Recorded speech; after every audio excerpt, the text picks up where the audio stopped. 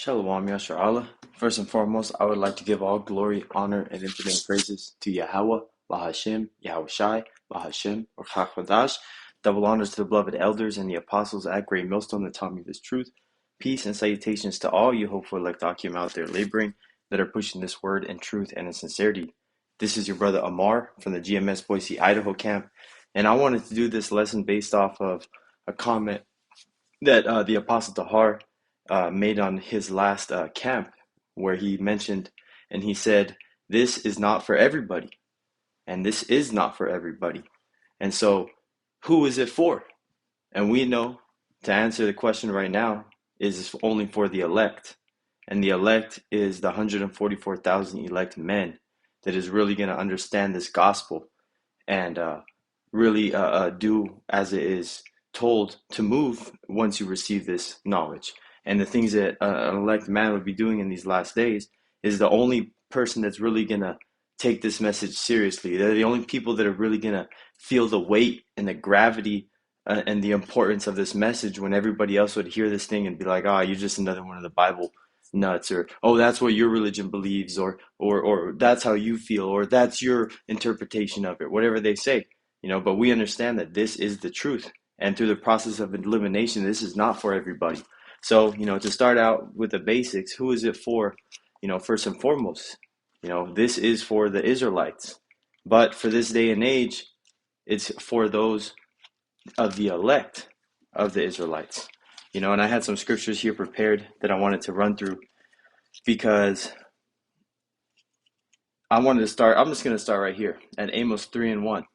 This is Amos 3 and verse 1. Hear this word that the Lord Yahweh hath spoken against you, O children of Israel, against the whole family which I brought up from the land of Egypt, saying, you only, again, you only have I known of all the families of the earth.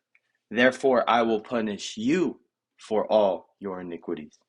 Hey man, that is a very deep scripture, man, because everybody, and that cuts Christianity right there. If you really want to get down to it, man, because this Bible and the God of this Bible, the God of the world, the God of the Bible, not the God of Christianity, the God of this Bible is only for the Israelites. It's not for everybody in the world, like these anti-Christians like to say.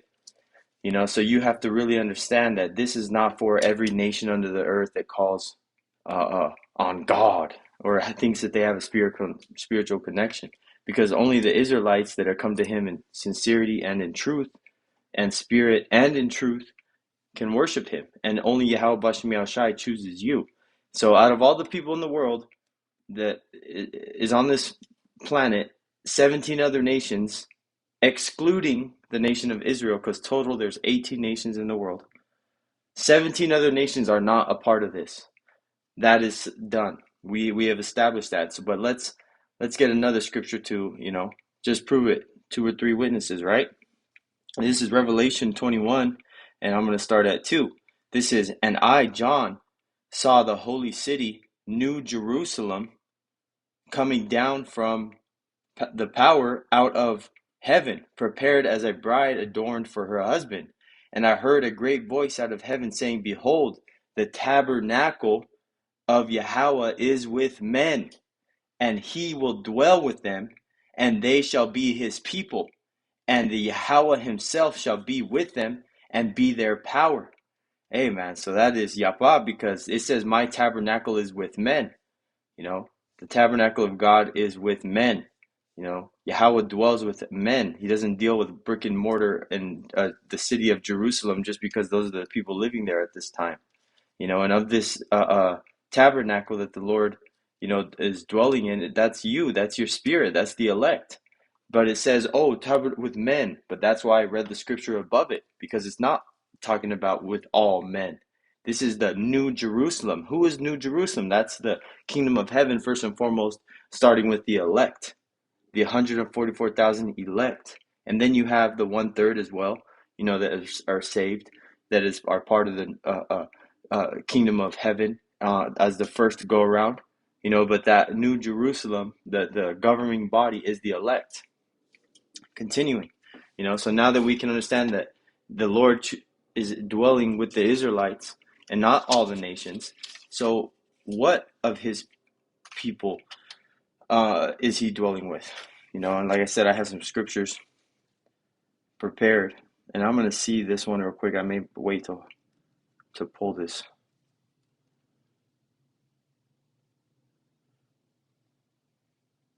Okay, here's another one. Yeah, this goes in line. So this is Luke 1:68. Blessed be the Lord Yahweh, Ba'ashem Yahushai, power of Israel, for he hath visited and redeemed his people. Redeemed is bought back. And that's his people, and that's Israel. He redeemed Israel, his people. The Lord Yahweh, Ba'ashem Yahushai, blessed be the Lord, power of Israel, for he hath visited and redeemed his people. It doesn't say the whole world there. It doesn't say all that call upon him. It says his people. And the people that he redeemed is not even all his people. All of Israel eventually will be saved. But of Israel that is saved in these last days, it's only that 1/3, because scriptures say that Zechariah 13:8 say specifically that the Lord is going to take out 2/3 of his people. So if you're looking at 3 Jakes, 3 Israelites, only one of them is going to make it out. So you have a 2 times amount of chance of catching judgment than you do of getting saved. And that's why you got to walk with fear when you move in this world, and how you move, and the things you do and things you don't do. But hey, back to it, and this is only for those select number that the Lord chooses. This is Zechariah 13:8. And it shall come to pass, which means this is a future prophecy, that in all the land, and this is happening in the 4 corners of the world when judgment day and Jacob's trouble happens. This has not happened yet. Saith the Lord Yahweh, 2 parts therein shall be cut off and die, but the third shall be left therein. And I will bring the third part through the fire, and will refine them as silver is refined, and will try them as gold is tried. They shall call on my name, and I will hear them. I will say, it is my people, and they shall say, the Lord Yahweh is my power. Hey, so that is exactly who the 1/3 is going to get delivered, because we have to understand that not all of Israel in this time is our people. This is to prove that Romans 9:6. Not as though the word of Yahweh hath taken none effect, for they are not all Israel which are of Israel. And that is talking about, we got wicked Israelites amongst us, and the fact that they just need to be purged out and reborn, saying goo goo gaga in the kingdom with a brand new little baby spirit and a brand new little baby body, with a brand new little baby heart, with the law, statute, and commandments written in the inside, so they can do it all over again. But the point is, you don't want to have to go through that and be able to be standing amongst the generations for eternity, saying, I was in Babylon the Great and the Lord saved me. Forever and eternity, constantly be praising Yahweh Ba'ashem Yahushai for the miraculous things that you saw. And like the prophet Job said, being saved by the skin of his teeth. So not all Israel is of Israel. And I wanted to jump over a couple of chapters. This is Romans 11:7. I want to go to 7. This is, what then? Israel hath not obtained that which he seeketh for, but the election hath obtained it, and the rest were blinded. And if you are blinded, like the scriptures say, the blind leadeth the blind, they both shall fall into a ditch. And that ditch could be a pit, a hell, the grave. So if you're blind, you're pretty much dead, and you're a part of that number, because you've been blinded, and Yahweh Ba'ashem Yahushai hasn't chosen you to be the elect. And that's why it's very crucial to understand who the elect is, who the Lord is after in these last days, because he's after an Israelite man, that's doing his will. Also, the sisters and stuff, but he's really like the points that I was bringing, his tabernacles with men. And in this day and age, it's the men that are prophesying and have the spirit of Yahweh Ba'ashem Yahushai to look into what we're doing. Like, for example, doing a lesson right now and gonna do some studying and stuff like that. But my woman don't gotta worry about that. She get to chill and relax, watch a little show. Get ready for tomorrow and stuff. So this is a thing of a man's duty. You have to understand that you are the spiritual leader of your household and your family, first and foremost, being those in your immediate roof, you know. So it is very crucial for you to understand these things, and so Lord willing, it was edifying. There's a lot of proof, and this is just some of many scriptures, because all throughout the Bible it explains that Israel is only the ones that are going to be saved. Israel is the only one that ultimately is going to receive the kingdom of heaven, the promises and the covenants, like Second Esdras, the 6th chapter, around the 56th and 7th verse. We're the only people the Lord has ever known.